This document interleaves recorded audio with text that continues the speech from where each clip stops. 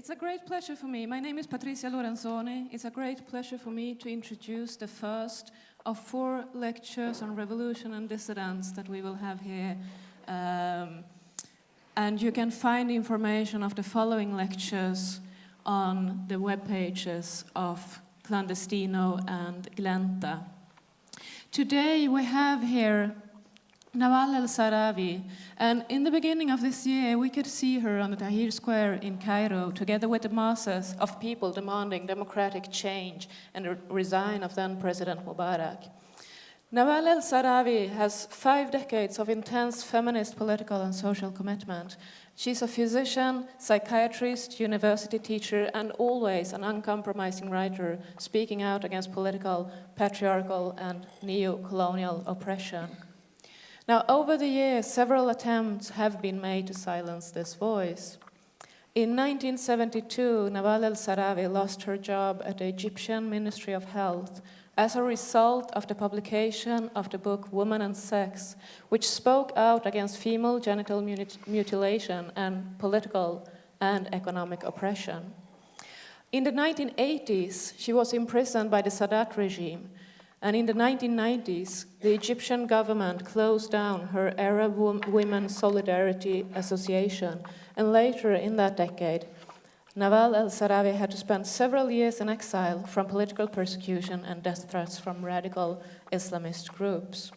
There have been several attempts over the years in Egypt to ban her books and legally charge her of apostasy and heresy. Nawal El Saadawi is the author of more than 40 books, including numerous short stories, novels, plays, and works of non-fiction. Her work has been translated into more than 30 languages. She has been teaching at numerous prestigious universities in Egypt and abroad, including Duke University, Cairo University, and Sorbonne.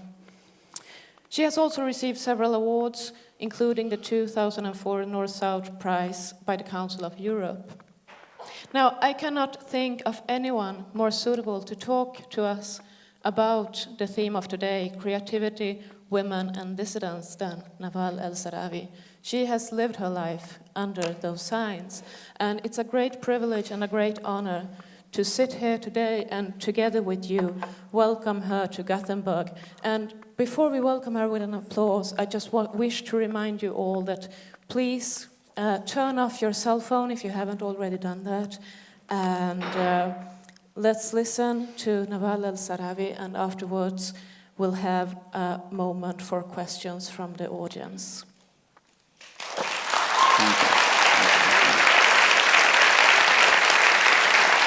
Thank you very much.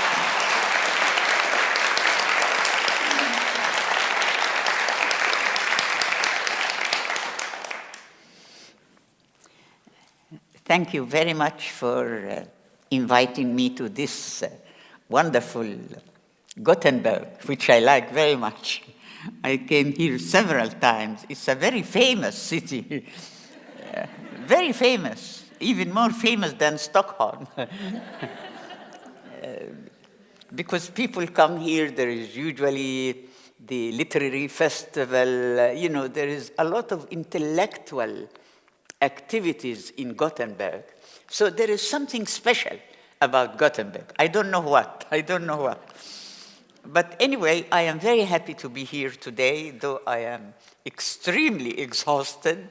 But still, when I'm speaking, my energy comes back, you know. I don't know from where, but sometimes I'm really collapsing and dying. And then when I sit on stage like that, energy comes. It is the communication between people, and that's what we need, in fact, especially now. The revolution in Egypt is not only in Egypt or in Tahrir Square. It's universal, everywhere. Maybe you read about revolution in New York, in Wisconsin, Wall Street, Square Union, in Spain, in Italy, everywhere, not only in Egypt or Tunisia or Bahrain or Yemen, it's everywhere. Maybe the revolution will come to Gothenburg and Sweden. Hopefully, I hope. Because we are living in one world And in fact, it is not a world, it's not a human world. It is a jungle, really. And we have to be clear and blunt like that. The universal law is not just. A superpower can go and invade another country, like Iraq or Palestine, or any country, or Egypt, or any. We are still colonized. And they can come, kill you, take your oil, your resources, and be heroes. And they take a Nobel Prize for invading you, you know. Obama took a Nobel Prize. I don't know for what. I don't know. He took a Nobel Prize, Obama. So what I would like to say, that we are living in one world dominated by the same system, the capitalist, patriarchal, military, racist system against women and against the poor. And we are living in this world, so we have to revolt together. I'm not astonished that the revolution is everywhere, from the United States to Cairo, everywhere. Of course, the degree of oppression in Gothenburg or in Sweden is not like the degree of oppression in Egypt in relation to women or the poor. But here in Sweden, the immigrants suffer a lot. If we look at the laws of immigration here, we can see how many people in Sweden, in Europe, in France, in Britain, how many people immigrating suffer economically, sexually, socially. That's why we have to feel that we are all in the same boat. I am not speaking you as somebody coming from Egypt to somebody living in Sweden. No, we live in one world and we have to fight together. We need to fight together. We need the revolution together. We need to revolt and change the system together. And without working together, we will never succeed. And that's why I'm very optimistic. Though I came from Cairo yesterday, and you maybe read about the situation in Egypt, what's happening, the burning of the church, the killing of Christians by some of the army power, etc. What's happening in Egypt is a counter-revolution.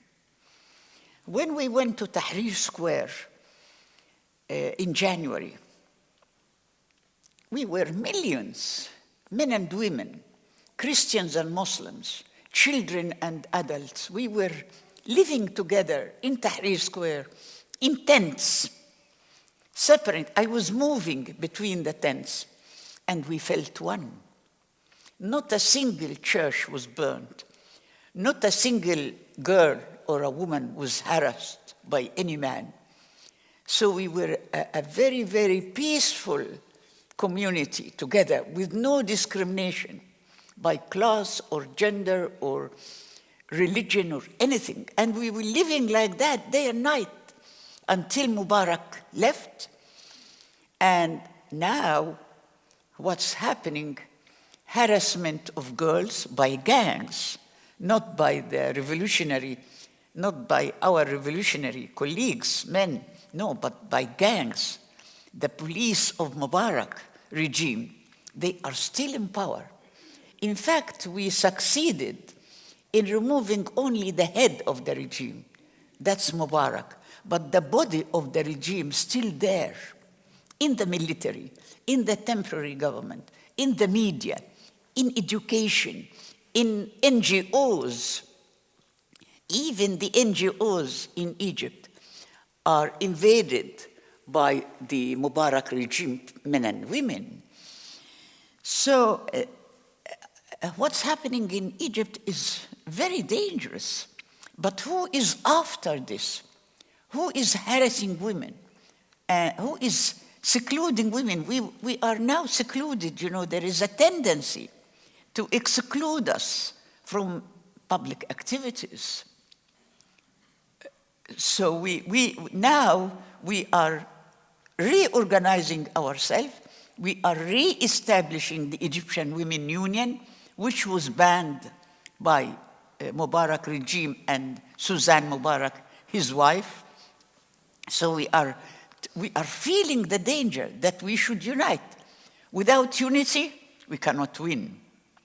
So we are now reorganizing ourselves as women and men, because we have many young men who were with us in Tahrir Square who are joining the Egyptian Women Union.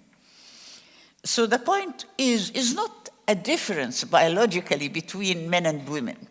When I say I'm a feminist or I'm fighting for women's rights, in fact, I am fighting for human rights, for men and women rights, not only for women.